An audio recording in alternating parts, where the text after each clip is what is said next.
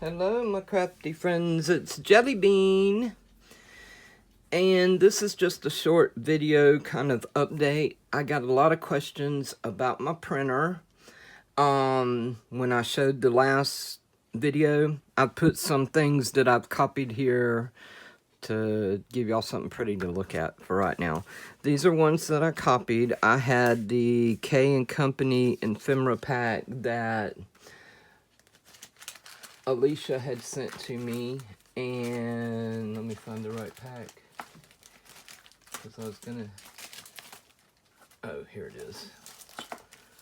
I had everything right here ready, trying to have everything ready, but this is the K & Company ephemera pack that she sent me with all the different pieces, and because you can't get K & Company anymore, this is one of those that I'm going to copy and not use the actual ephemera, but it looks the same.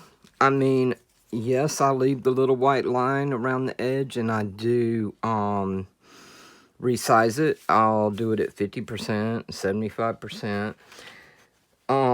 But one thing I noticed, this pack, one thing I want to tell y'all about copying your stuff like this, is it doesn't do foil very well. Foil comes out as black, but the acetate pieces, these are acetate, and let me get a piece of white paper so I can show y'all. See, they're acetate, but when you copy acetate, for some reason, the colors are perfect without any adjustment whatsoever. All of these are acetate and ones I copied. This is the acetate one that I copied here. That's my copy. This is the one, the original, my copy, original, my copy, original, original, and they come out, I mean, almost perfect. You really cannot tell the difference at all. It's nighttime here, and the light is not that good, but I mean, it is awesome to copy acetate. Now, the foil ones, not so much. They just turn out black.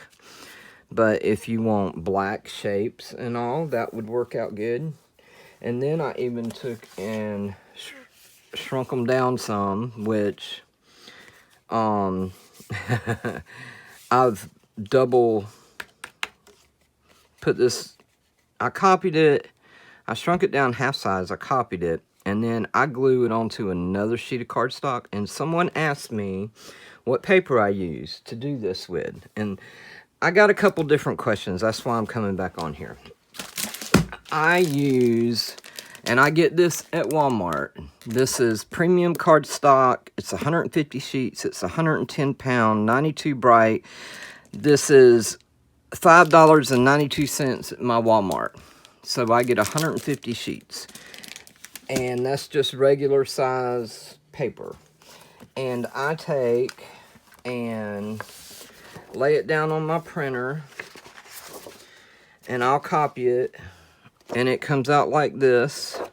And then I'll take another piece and use a glue stick, an Elmer's glue stick, the one that's purple that changes to clear. Well, this one is the one I like the best, the Extreme. It makes the paper stiffer after it dries, so it's more like cardstock. But let me see if I have one here that I can try to give you an example of. But see, it's really sturdy. But the regular glue stick that's purple, the school glue that's purple and turns white, it does almost just as well. It's just a little bit stiffer with the Extreme. But I copy it, glue it down on another sheet, and then I fussy cut them out. And that's the way they turn out. I'm trying to see which ones I have, because there was a bunch of different ones. I can never fit them all on the same page. So there is this butterfly? No, that's a different one. Anyway, there's, you know, I resize them and everything and do that. And this is the paper I use. And the printer is the Epson 4750. Now, I put a picture at the end of the video on the last video. I'll go ahead and do that again on this one so you can see, because it has echo tanks. And I showed you at the beginning of the video that you get the big bottles of ink. Now, when I Googled it to see how much it is now, because when I got it, I got a special deal on mine. And I went to Staples and they had it on sale for $259. But they also had a thing that if you brought in your old printer, any old printer, they would give you $100 off. So I originally got mine for $159. So but I've had mine for about 2 years now. So I Googled it to see how much they were, and they are really expensive now, y'all. But Staples, if they still have one in the store at Staples, right now Staples has them 40% off. The store in my location is out of stock. But if the store near you, a Staples office supply store, if they happen to have one, it's on sale this week for $299. And I don't know if they still have the program where you bring in an old printer and get $100 off, where you could get it for $199. But the money that you spend on this printer, you would save in ink. Because even with the HP programs that for printing 300 sheets a month for $10 a month, you know, that's still $120 a year. And a lot of people print more than 300 a month. I know I do.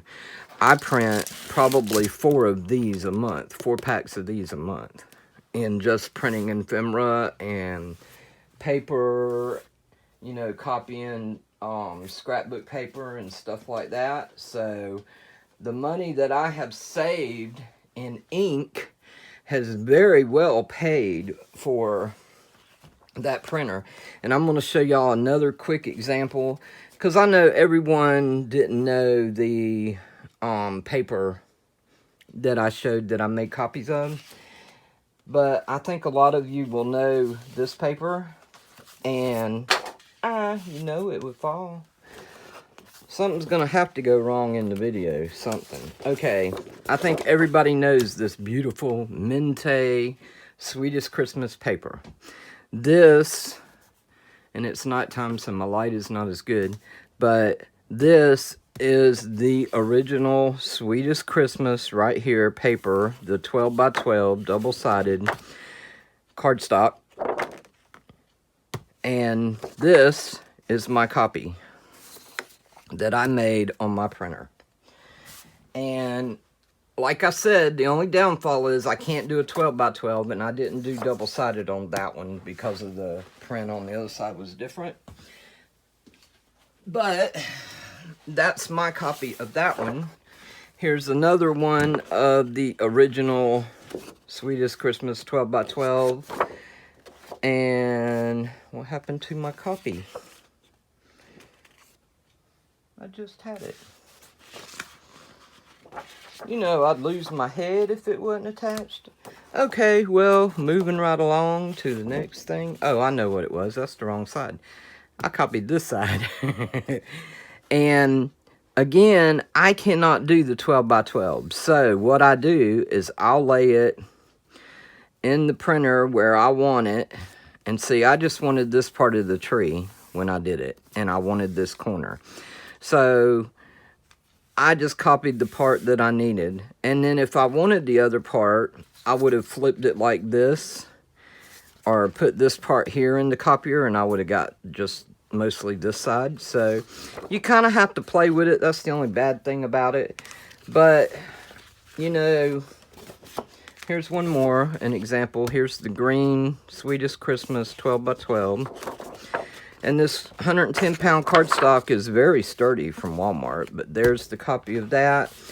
And here is the cut-apart sheet that they give you in that little set. And like I said, you can resize it. And I took this, And I wanted my flower bigger, so I resized it, and that's my flower like that. Plus I doubled up the cardstock, so it's very sturdy.